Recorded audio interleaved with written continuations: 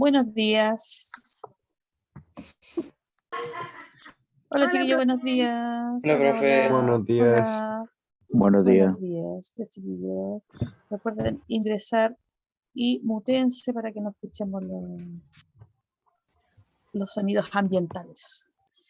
Ya chiquillos, vamos a comenzar inmediatamente. Recuerden que, lo primero, hoy día tienen pruebas, ¿ya? Déjenme compartir. Recuerden que hoy día tienen prueba.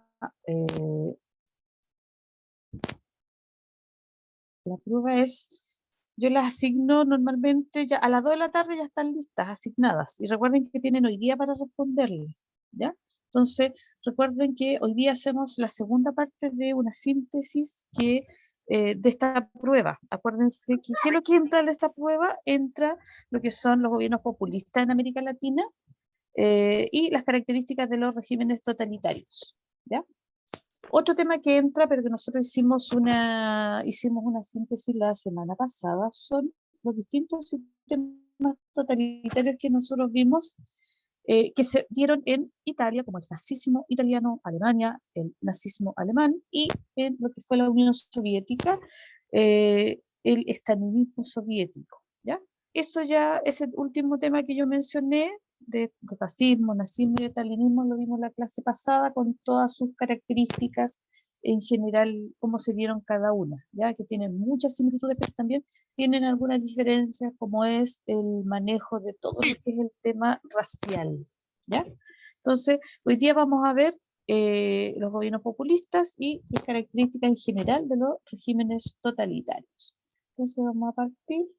El objetivo se mantiene de la priorización, que es bastante amplio, es todo lo que ocurre durante lo que es el llamado periodo de entreguerras, ya vimos la Gran Depresión, estamos ya terminando todo lo que son los sistemas totalitarios y los populismos en Latinoamérica, ¿ya? Que es lo de ahora.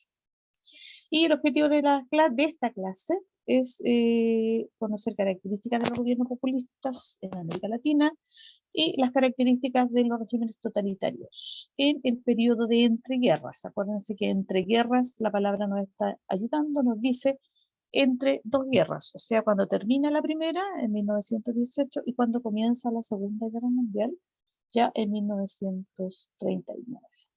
¿Ya? Vamos a partir con los populismos. Recuerden que tanto los populismos como los sistemas totalitarios van a surgir en distintos lugares, ¿ya? Como respuesta a la situación que se estaba viviendo en el mundo, fundamentalmente en la década de los 30, ¿ya? ¿Qué problemas se estaban viviendo en la década de los 30? Estaban los efectos de la crisis económica del año 1929. ¿Se recuerdan? Todo lo que pasó en Estados Unidos y las consecuencias que tuvo para el resto del mundo, ¿ya? Entonces, ¿qué es lo que pasa acá? Este es uno de los problemas que van a afectar, ¿ya? Los efectos de la crisis del 29, la crisis económica de 1929, ya sea en Europa, en América Latina, en los distintos lugares. Lo otro es que el sistema que estaba en la época, el que predominaba prácticamente en todos los países, era el sistema liberal capitalista. Y ese sistema liberal tenía como, digamos, como su característica fundamental en el aspecto político, la democracia. Y estos países que estaban en democracia no fueron capaces y eso es lo que veía la gente normal, no fueron capaces de dar solución a los problemas, ¿ya? Esta crisis que se vino después de que terminó la Primera Guerra Mundial, muchos países no alcanzaban ni siquiera a haberse recuperado totalmente de los efectos de la Primera Guerra cuando ya cayeron en otra crisis, como fue la crisis del año 29. Entonces, las personas vieron que el sistema democrático, el liberalismo, el capitalismo no fueron capaces de solucionar esto. Por lo tanto, buscaron alternativas de otro tipo de gobierno, otro tipo de organización, para poder dar solución a los problemas que aquejaban a las personas. Y en América Latina se optó por lo que son los llamados gobiernos populistas, ¿ya? Y estos gobiernos populistas generalmente en América Latina son gobiernos que llegan por la fuerza al poder, o sea, haciendo golpes de Estado o sacando a los gobiernos que estaban en el poder en ese momento y el ejército hace algunos movimientos para llegar al poder, ¿ya? Entonces, son esas las explicaciones que muchas veces se buscan para poder señalar por qué esto ocurrió, qué pasó que estos gobiernos populistas llegan al poder en el caso de América Latina, ¿ya? Ahora, esto fue ocurriendo en distintos países, no en uno solo, ¿ya? Entonces, las Fuerzas Armadas en general en la década de 1930 eh, en- realizan, digamos, derriban a los gobiernos que estaban ahí, incitados por otros grupos también dentro de la misma Fuerza Armada y también por grupos de civiles, y derriban estos gobiernos, o sea, los sacan del poder. ¿Ya? Eso pasó en Argentina, por ejemplo, en Brasil, en República Dominicana, en Bolivia, en Perú, Guatemala, ¿ya? Y también hubo otros intentos también golpistas en Ecuador, en El Salvador y también en Chile, ¿ya?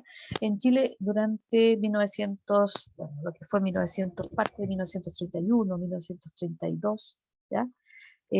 También va a haber una serie de intentonas de golpe, otros que fueron derechamente golpes, pero breves. Hubo varios, hartos gobiernos en periodo más o menos de un año y medio en Chile, hubo como 5 gobiernos, ¿ya? Entonces había un cierto caos político porque los gobiernos no pueden durar tampoco, ¿ya? Entonces esto va a estar ocurriendo en distintos países. Las Fuerzas Armadas empiezan a tomar el poder, apoyados por civiles, ¿ya? Ahora, ¿por qué se le llama gobiernos populistas? Ahora, ¿por qué? Porque se habla de populismo, ¿ya? Y dice, el populismo surge como una propuesta que promete satisfacer las necesidades populares, ¿ya?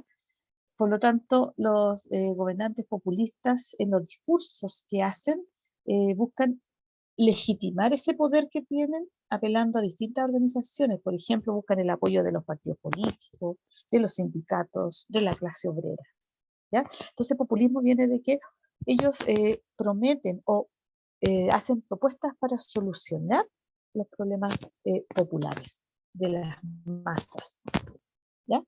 Y buscan el apoyo también entonces de distintos partidos políticos, de sindicatos, de los obreros.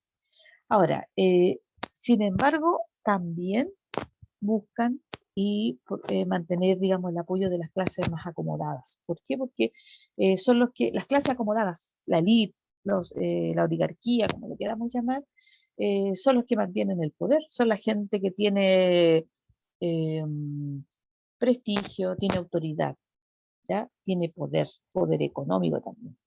Entonces, ¿qué es lo que hacen? Como que juegan a dos bandas. Por un lado la clase popular y por otro lado el apoyo también de las clases más acomodadas, ¿ya?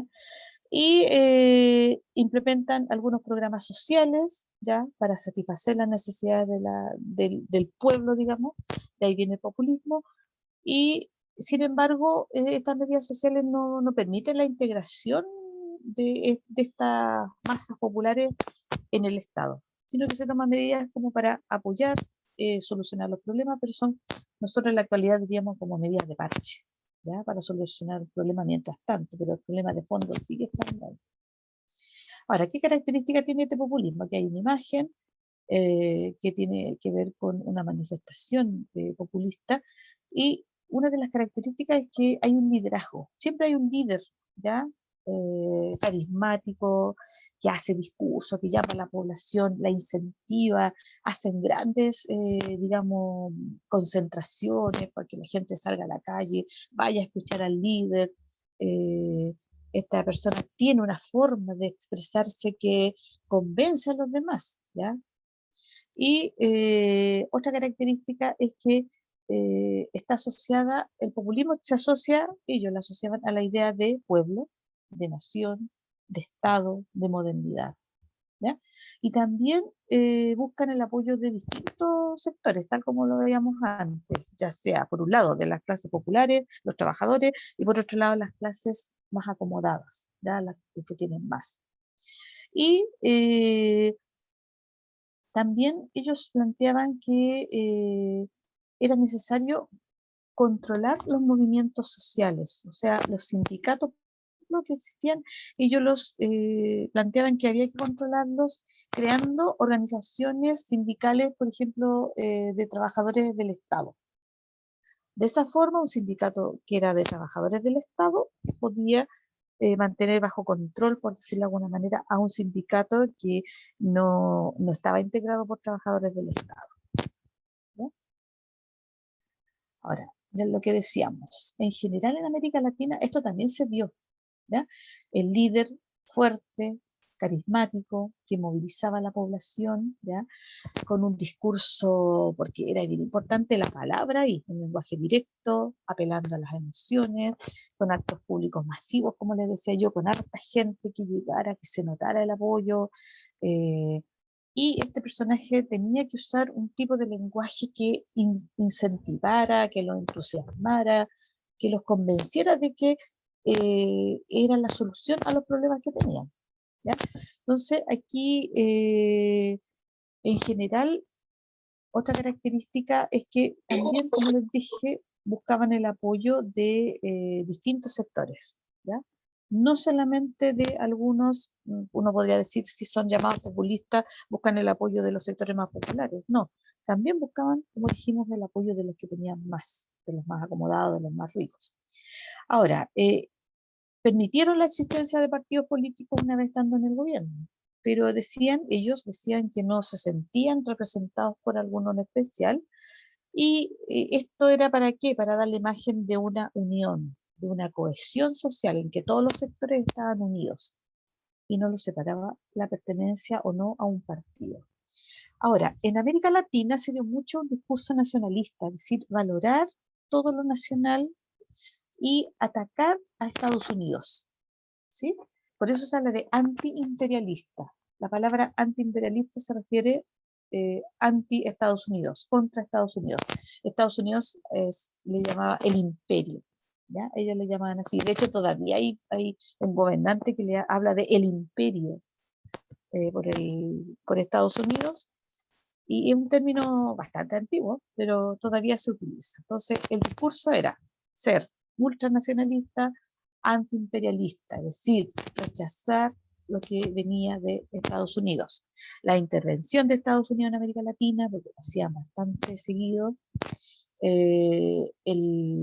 los capitales o el dinero que llegaba de Estados Unidos a las diferentes industrias que habían en América Latina, o la intervención que tenía económica Estados Unidos en América Latina. También lo rechazaban. Todo lo que venía, en el fondo, todo lo que venía de Estados Unidos era rechazado por estos gobiernos populistas. ¿Ya? Ahora, otra característica que tuvieron estos gobiernos en América Latina era que planteaban una política económica que tenía que tener un mayor control del Estado. ¿Ya? En América Latina, hasta este momento, se había aplicado una política igual que la de Estados Unidos, una política liberal capitalista. Es decir, una política que funciona eh, a medida que va funcionando la ley de la oferta y la demanda, ¿ya? En que el Estado no controla la economía y solo algunos aspectos muy mínimos, ¿ya? Entonces, deja funcionar la economía. Entonces, eso no estaba dando resultados, ocurrió la crisis del 29, después todos los efectos también que en la economía mundial se vieron producto de la Primera Guerra. Por lo tanto, ¿qué planteaban? Los países de América Latina eran los más afectados. ¿Por qué? Porque le vendían a Estados Unidos y a los países de Europa materias primas. Y cuando las economías de Estados Unidos y los países de Europa decayeron por la guerra, la Primera Guerra y por la crisis, estos países no tuvieron dónde vender sus productos.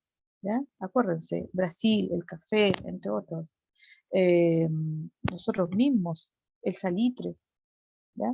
Entonces, ¿qué es lo que hicieron? Se dieron cuenta que los países de América Latina eran muy vulnerables a todas estas crisis que iban a ocurrir en el mundo, toda esta crisis económica, porque les afectaba muy fuertemente. ¿Ya? Y pensaron, nosotros tenemos que industrializarnos. Y los gobiernos populistas planteaban que había que industrializar los países, ¿ya? Industrializar, es decir, crear industrias nacionales que produjeran lo que los países necesitaban. Y nacionalizar aquello que eran de industrias de origen extranjero, digamos, y nacionalizarlos, pasarlos a el país. ¿Ya? Por ejemplo, en el caso de los países que tenían petróleo, nacionalizaron industrias petroleras que las explotaban otros países.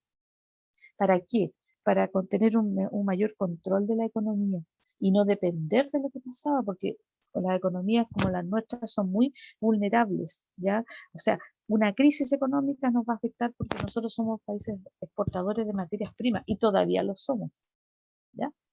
Pero aquí hay industria, bueno, queda algo de industria nacional, ¿ya? Y se empiezan digamos, los gobiernos populistas empiezan a plantear eso, ¿ya? Estamos hablando de ya los años 30. Ya, como ejemplos tenemos a Lázaro Cárdenas en México, y que él, una de las frases que decía, México para los mexicanos, ¿ya? Y como decía eso, implementó una política de nacionalizaciones, ¿ya? El petróleo. El petróleo nacionalizó todo lo que fuera la industria petrolera que estaba en manos de acuérdense que México es vecino de Estados Unidos, estaba en manos de los norteamericanos, por lo tanto ahí nacionalizó y hizo varios cambios, ¿ya? En este caso. Y aquí tenemos una imagen de un acto masivo que era, como les digo, característica de los gobiernos populistas en América Latina. En Brasil tenemos otro ejemplo de populismo. El presidente es Getúlio Vargas, ¿ya? Y fue varias veces presidente y también llegó, por ejemplo, a través de un golpe de Estado, después ya fue un presidente legalmente constituido, etcétera, por voto directo, ¿ya? Y se caracterizó por industrializar y modernizar Brasil, ¿ya? Entonces, también una de las características, como les decía, fue esto de industrializar, en este caso, y a través de la industrialización, modernizar los países y no depender, como les dije, de lo que sucedía afuera, ¿ya? Pero aquí fue un paso más allá. Aquí Getúlio Vargas, que fue varias veces presidente, fundó el Estado Nuevo de Brasil y que se parecía mucho a los fascismos de Europa porque, entre otras cosas, prohibió algunas organizaciones políticas, ¿ya? Y disolvió el Congreso. Nosotros sabemos que los países tienen distintos poderes, está el Ejecutivo, el Legislativo, el Judicial, y en este caso el Congreso, que es el legislativo, él lo disolvió, ya no funcionó más. Las leyes las iban a hacer ellos. O sea, ahí ya se parece un poco más a lo que pasó en Europa. Y aquí tenemos una manifestación masiva de Getúlio Vargas, ¿ya? En que ahí, sí, esto era, como les digo, una característica de los gobiernos populistas. Y por otro lado, en Argentina tenemos a Juan Domingo Perón, ¿ya? De hecho, existe un partido peronista en Argentina que está en el poder en este momento, y también impulsó lo que fue nacionalizando, por ejemplo, el gas natural, el petróleo, el carbón, etcétera, ¿ya? Que estaban en manos de países extranjeros la explotación, las nacionalizó, o sea, las pasó a que fueran argentinos. Y industrializó también el país, ¿ya? Por eso acá dice forjador de la nueva gran Argentina. Y aquí tenemos en este caso a Juan Domingo Perón y una manifestación masiva, y aparece ahí también su esposa Eva Perón. En Chile también hubo, pero más tarde que en otros lugares. Ya este gobierno, que es considerado muy populista, en Chile va a ocurrir posteriormente. ¿Sí? Muy populista, que llegó al poder, que fue el segundo gobierno de Carlos Ibáñez. ¿Ya? Y porque es populista, porque tiene todas las características de un partido de ese tipo, de que va a solucionar los problemas, de que él no va a hacer parte, no va a ser parte de...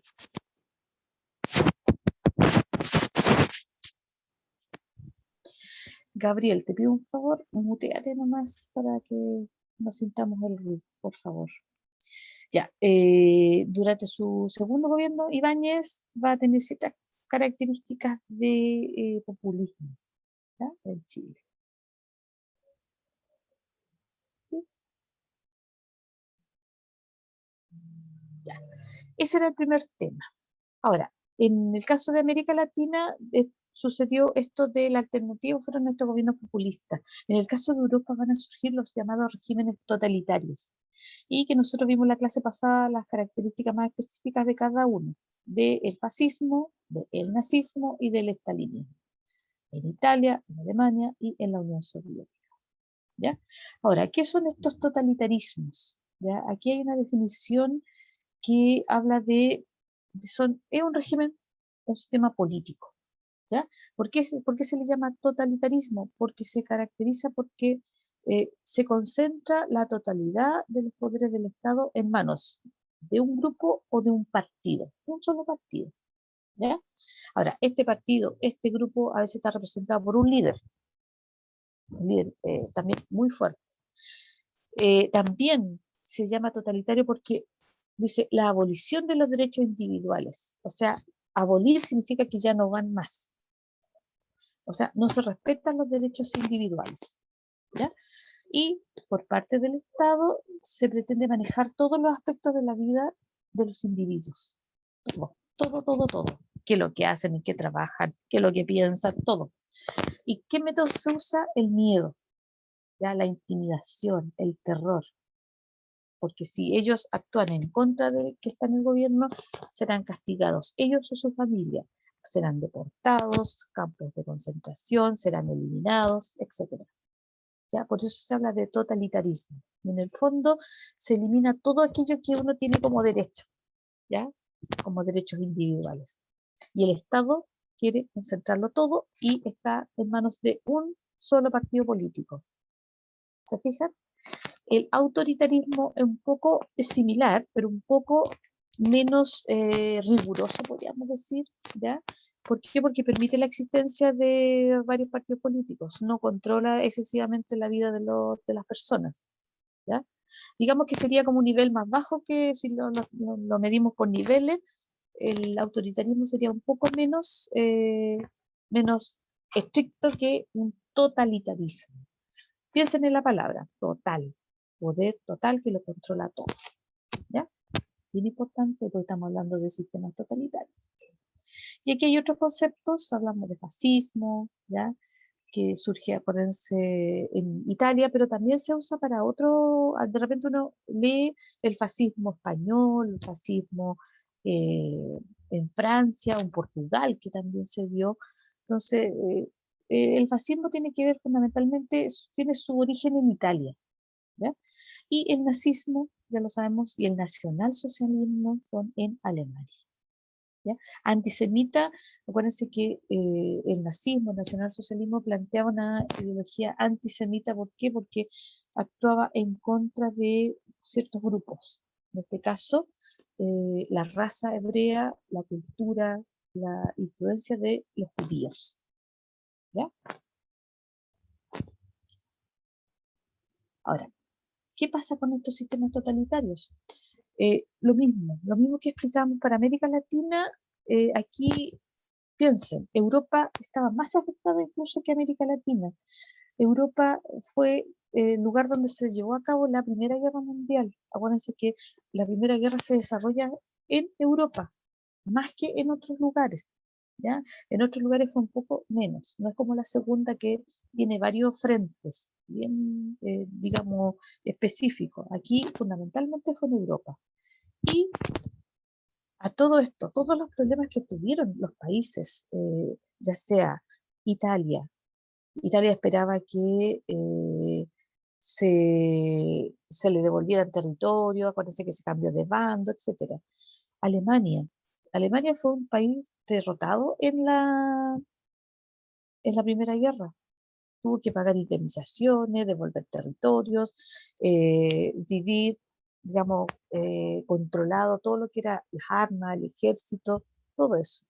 Y la Unión Soviética que había también sufrido una revolución, aparte de la Primera Guerra. Entonces, eh, aquí van a surgir justo en el momento en que hay problemas en el mundo económico, político, sociales, ¿ya? Y la gente normal ve como que la democracia no puede solucionar eso. Y ahí surgen estos movimientos que vienen a ser como eh, la solución, entre comillas, a los problemas que se vivían. ¿ya? Y ahí se hacen fuertes los tres movimientos que dijimos, el fascismo en Italia, el nazismo en Alemania y el estalinismo en la Unión Soviética, con el Partido Comunista. ¿Ya? Ahora, aquí ya más específicamente vamos a ver por qué surgen estos movimientos. Primero, la crisis o depresión económica de 1929 que se ve acrecentada por los efectos de la Primera Guerra. ¿Ya? Entonces, recuerden que Estados Unidos terminó en mejor posición que los países de Europa. ¿Y qué es lo que hizo Estados Unidos? Envió recursos, medicamentos, todos los elementos en ayuda de los países de Europa para que pudieran reconstruirse después de la Primera Guerra Mundial. ¿Ya? Pero una vez que Estados Unidos se ve afectado por la crisis del 29, esto ya no puede hacerlo. Es imposible, no puede hacerlo, por lo tanto, en Europa empiezan a haber más problemas todavía, como habíamos dicho. ¿Ya? Entonces se acrecenta la crisis, no salen de una para ya estar cayendo en otra crisis y el país que los había apoyado eh, como aliado, que era Estados Unidos, tampoco lo podía hacer. Entonces, aquí se ve como una crítica a lo que era el sistema liberal, el sistema democrático, que no pudo contener la crisis. Ahora, ¿qué es lo que dice el incremento de la polarización política? Acuérdense que polarización viene de polos, ¿ya? Y hagamos una comparación entre los polos de la Tierra. Los polos de la Tierra están el polo norte y el polo sur, ¿ya? Y están en los extremos. Y para que se pongan de acuerdo, cuesta harto. O para que se junten, imposible. Pero en el caso de la polarización política es que hay dos grupos que están en los extremos, ¿ya? Y que tienen opiniones distintas de lo que está sucediendo y que cuesta mucho que lleguen a puntos medios o a un consenso y a ponerse de acuerdo, ¿ya? Entonces, están por un lado los trabajadores, los activistas, los intelectuales, que decían que el capitalismo había provocado toda esta crisis ya y que planteaban que la revolución que se había llevado a cabo en la Unión Soviética era la solución, ¿ya? Y por otro lado estaban los grupos que eran de la clase media, de los sectores de la burguesía, o de la gran burguesía, que serían como los empresarios, los banqueros, ¿ya? De la época, que tenían miedo de esta revolución. ¿Por qué? Porque si se llevaba a cabo, perdón, una revolución, ellos iban a perder todo lo que tenían. La empresa que habían creado, el banco que tenían, los sectores medios, el trabajo que ellos tenían, lo iban a perder. Tenían ese temor, ¿ya? Y por lo tanto, estos grupos que tenían ese miedo a una revolución, a una posible revolución, o llegar a que se llevara a cabo una revolución, apoyaron a grupos digamos, de origen eh, totalitario, como lo que ocurrió en Italia, en Alemania, ¿ya? Eh, ¿Para qué? Para evitar que ocurriera una revolución, que no pasara lo mismo de la Unión Soviética. Entonces, ellos apoyaron a estos grupos antidemocráticos como los totalitarios, el nazismo, el fascismo, eh, y ahí están los dos grupos, unos que apoyaban el que se podía realizar una revolución y cambiar todo, y otros que decían que no, porque lo iban a perder todo y que debía mantenerse como estaba la situación y defenderse de esta amenaza comunista, etcétera, ¿ya? Entonces, ninguno de los dos sectores eran muy democráticos, por lo tanto, eh, aquí los que tenían el poder, los que tenían la riqueza, apoyaron la instauración de gobiernos totalitarios, como ocurrió en el caso de Italia con Mussolini y Alemania con Hitler, ¿ya? Entonces, dice, la democracia aquí en este esquema, dice, no fue capaz de evitar la crisis y los problemas sociales que causó. Entonces la gente común y corriente decía, ¿para qué votar? Acuérdense que el principal característica o elemento de la democracia es el voto, ¿sí? Dice, ¿para qué votar entonces si los problemas no se resuelven? Las instituciones no funcionan. Entonces, esa era la crisis.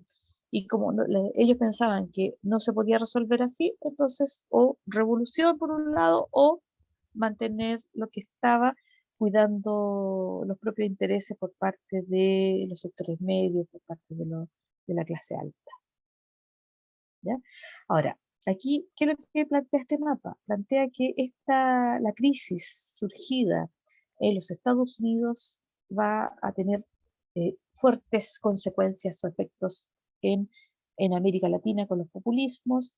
Aquí la flecha va a Chile. Chile fue uno de los países que sufrió más con esa crisis. Y también va a presentar o va a, podríamos decir, a emparejar o a pavimentar el camino de el fascismo y el nazismo, ¿ya? El nazismo en Alemania, el fascismo en Italia. Y este movimiento lo iba a fortalecer al movimiento que había ocurrido ya con la Revolución Rusa en la Unión Soviética. Y esto no fue solamente en estos países, también hubo otros que eran de régimen autoritario, otros, las democracias liberales que eran las que están en color amarillo, que mantenían todavía las democracias, ¿ya? Pero después ya esto va a ir cambiando, pero gran parte de los países están en color, que significa régimen autoritario, en que el poder no es tan fuerte, tan controlador como en este caso, el autoritario. Ya. Vamos a ver cuáles eran las características generales de estos totalitarismos, ¿ya? Eran dictatoriales, ¿ya? Es decir, aquí dice, se aspiraba a controlar todos los aspectos de un Estado y de la vida de sus habitantes, o sea, controlarlo todo, ¿ya? La vida privada, las relaciones sociales, todo, todo, todo, todo, ¿ya? Ahora, todo también, todo lo que se publicaba, la prensa, la cultura, la educación, lo que se enseñaba, todo estaba controlado por estos gobiernos de tipo totalitario, todo lo que se publicaba, lo que se enseñaba, etcétera, ¿ya? Ahora, el Estado controla todo a través de ¿qué? De concentrar el poder en un solo partido, en una persona o en un grupo de personas, ¿ya? La otra característica, lo que dijimos, un partido único. Aquí no hay más partidos políticos, uno solo, ¿ya? El Partido Fascista Italiano, el Partido Nacional Socialista Alemán, son los únicos que existían en Italia, en este caso en Alemania. Y en el caso de la Unión Soviética, solamente el Partido Comunista, ¿ya? Y todo está influenciado por estos partidos, todo, ¿ya? La cultura, las organizaciones, por ejemplo, los sindicatos, sí que se forman grupos de trabajadores, la educación, ya, todo lo que se enseñaba, el partido decía qué es lo que había que enseñar, ¿ya? La religión también influenciada por eso.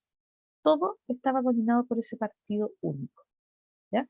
Y la censura, todo lo que se informaba estaba bajo, digamos, el alero del Estado. El Estado decía, en otras palabras, qué es lo que debía informarse. Y se destaca también la figura de un líder o un dictador, ¿ya? Acuérdense que en Italia era el duce o duce se escribe, ya que era como conductor, la traducción, y en Alemania era el Führer, que también significa líder, ¿ya? En que se destaca esta figura siempre, ¿ya? Ahora, esta figura de este líder siempre está influenciada o más fortalecida por la propaganda, o sea, la propaganda los presenta como líderes perfectos, que están participando de todo, que gracias a ellos todo funciona, etcétera, ¿ya? Y aquí entonces ¿para qué esto? Para controlar todo, ¿sí? Para mantener todo bajo control, ¿sí? Entonces la figura de un líder o dictador totalitario. ¿Y cómo se logra que la gente haga caso o obedezca o crea el terror? ¿Ya? Aquí se prohíbe toda la oposición política, toda la disidencia, todo el que piense distinto tiene que quedarse calladito porque si no corre riesgo su vida, su integridad física, la de su familia, etcétera. ¿Ya? Entonces, hay que públicamente la gente se manifestaba, apoyaba al régimen o a quien estuviera en el poder. ¿ya? Para que nadie lo acusara de que estaba actuando en contra, porque había vigilancia también de la vida privada. Y se usaba la fuerza, ¿ya? Por eso se habla de terror. Se usaba la fuerza para digamos, sacar de la sociedad, perseguir a quienes eran considerados por el Estado como criminales, como enemigos de la nación, como disidentes, como oposición política, ¿ya? Y también, acuérdense que en el caso del nazismo, también se aplicaba este terror a aquellos grupos que no pertenecían al grupo étnico dominante. En este caso, en el caso de Alemania, que no pertenecían, en este caso, a la raza aria. ¿Ya? Y aquí tenemos un ejemplo de totalitarismo, que en el caso de Alemania, que está el Estado nazi, que hay un solo partido, se prohíben los demás, ¿ya? Y se controlan todos los medios de comunicación, la cultura, la educación. Se habla, cuando todo lo controla, se habla de un Estado policial, en que todos lo saben, todo lo averiguan, y están las SS, las Gestapo, etc. Se caracteriza por grandes convocatorias, ceremonias masivas, etc. Y tenemos el líder que es el Führer, que se destaca el culto a la personalidad, fíjense ahí lo ponen, todo lo que significa, toda esta simbología que se hace a través de esta propaganda, ¿ya? Y la idea de él, como decimos nosotros, era formar el Tercer Reich o el Tercer Imperio en este caso, que según ellos duraría 1000 años. ¿Ya? Y aquí tenemos entonces lo que, un resumen de lo que sería lo que es este periodo en cuanto a los populismos y a los regímenes o sistemas totalitarios, ¿ya? En que entra en crisis la democracia, el capitalismo, y se produce esta inestabilidad, y como alternativas de solución a esto surgen los populismos y los totalitarismos, ¿ya?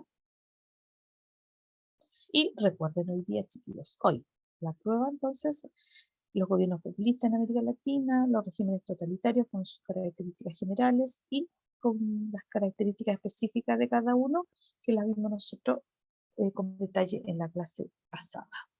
¿Ya? Hoy día la prueba en webclass. Vamos a dejar de compartir y vamos a ver.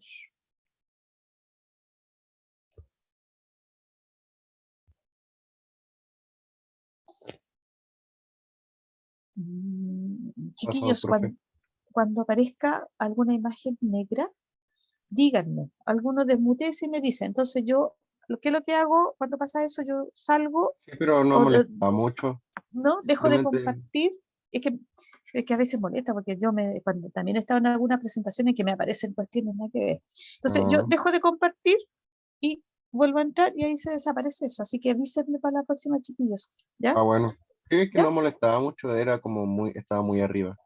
Allá. No cubría nada. Pero, pero díganme, y algunos se desmutea uno y me dice, profesora, se ve una mancha negra. Entonces yo dejo de compartir y vuelvo a hacerlo, porque de repente pasa, no siempre, pero de repente pasa eso. Bueno, Chiquillos, profe, después bueno, a las 2 yo voy a dejar la prueba ya lista, asignada ya en webclass. Acuérdense que tienen hasta las 23:59. No entren 2 minutos para las 12 de la noche, no, entren antes, ¿ya? Así que para que puedan hacerla, lo que siempre les digo, siempre la respuesta está ahí. Así que lean las preguntas, leanlas bien. Si no me queda una duda, la vuelvo a leer y marco la respuesta que sería correcta. ¿Ya? Entonces, lean bien. Siempre les digo eso, échenle una mirada de nuevo a las materias. Yo se las mandé, les mandé toda la información, así que era cuestión de mirar. Se las mandé antes el viernes, dejé todo listo eso, para que pudieran tener tiempo para mirarlo y leer bien, concentrarse y entrar a tiempo para que puedan desarrollar la prueba, chiquillos. ¿Ya? Estaríamos entonces profe. terminando. No sé si hay alguna duda respecto de la prueba. Después No, de las 2, chiquillos. No, ¿Ya? profe. no, ¿Ya? profe. Así que ahí concéntrense harto nomás, pues no se pongan a hacer otras cosas más, porque ahí uno se distrae. Así que eso, chiquillos, nos estamos viendo la próxima semana y como les digo, entren a dar la prueba, concéntrense y háganla, ojalá, muy bien. Ya, chiquillos, nos vemos, muchas gracias y nos estamos viendo, cuídense harto.